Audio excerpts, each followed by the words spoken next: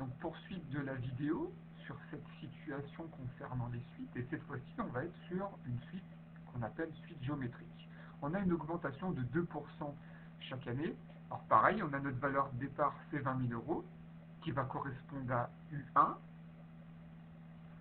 Et l'augmentation, comme on augmente de 2% chaque année, n'oubliez pas, le coefficient multiplicateur, ça revient à multiplier par 1,02 pour passer du terme précédent au terme suivant.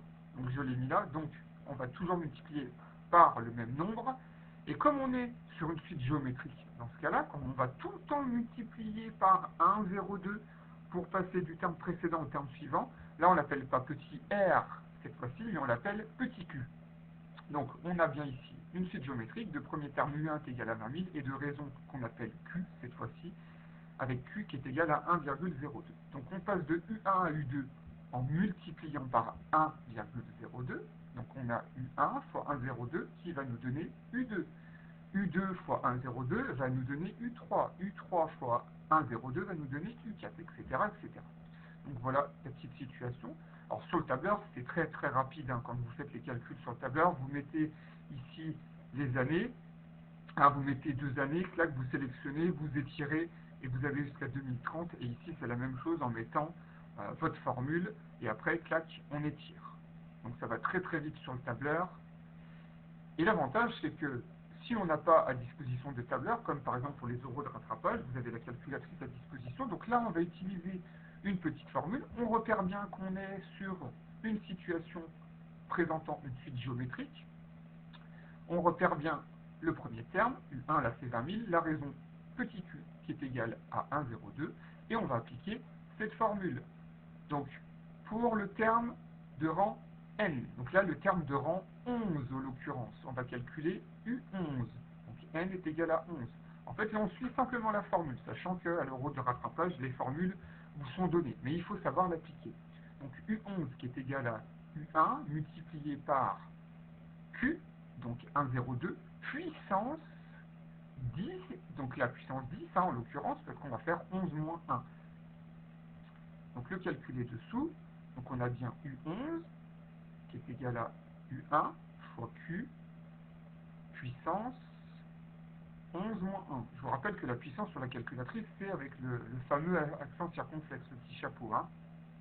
Et on trouve 24 379,89. Donc ça, c'est pour U11. Donc là, on retrouve bien le résultat que nous avions dans le tableur. Voilà. Voilà, U11 ici, pour 2030, on a bien 24 379,89 à l'arrondi. Sauf qu'on n'a pas terminé le travail. On doit également faire la somme justement de U1 jusqu'à U11. Donc là, on peut le faire directement sur le tableur en tapant la formule égale somme entre, du coup, là, D19 jusqu'à D29. Et on trouve 243 374,31 si on arrondit. Donc cette fois-ci, si on revient à notre situation de départ et notre problématique, Christophe devait choisir entre deux propositions. Donc en comparant les deux, on voit que la situation A, sur 11 ans, paraît en tout cas être la meilleure, parce que c'est légèrement supérieur. Donc il faudrait voir après si la tendance se confirme hein, avec des années suivantes, sur une 12e année.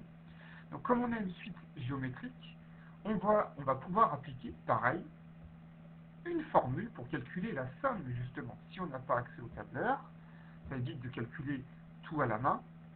On a ici une petite formule, pareil, qui sera donnée dans le formulaire. Donc, n correspondant au nombre de termes ici, hein.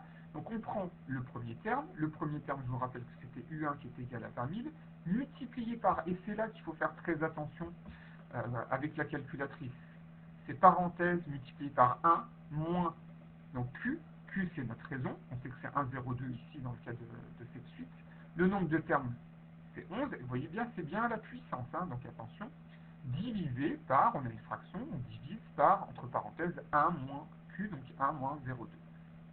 Et on trouve bien les 243 374, donc c'est bien ce que nous avions ici au niveau du tableur. On retrouve bien le même résultat. Donc preuve que la formule fonctionne bien en tout cas.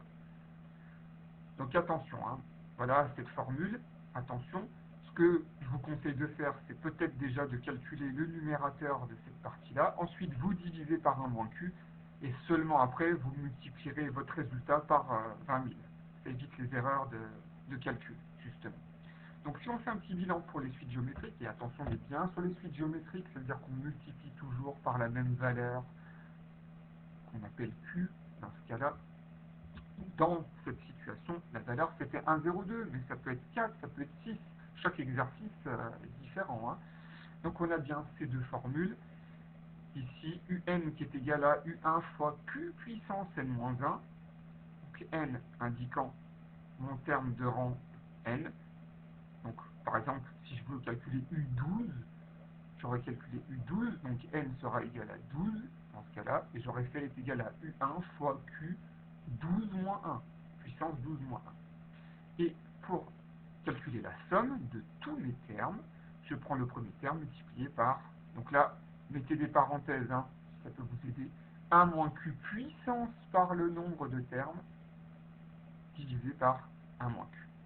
Voilà, n'hésitez pas à revisionner en tout cas plusieurs fois de suite cette vidéo qui vous entraîne aussi pour vos euros de rattrapage.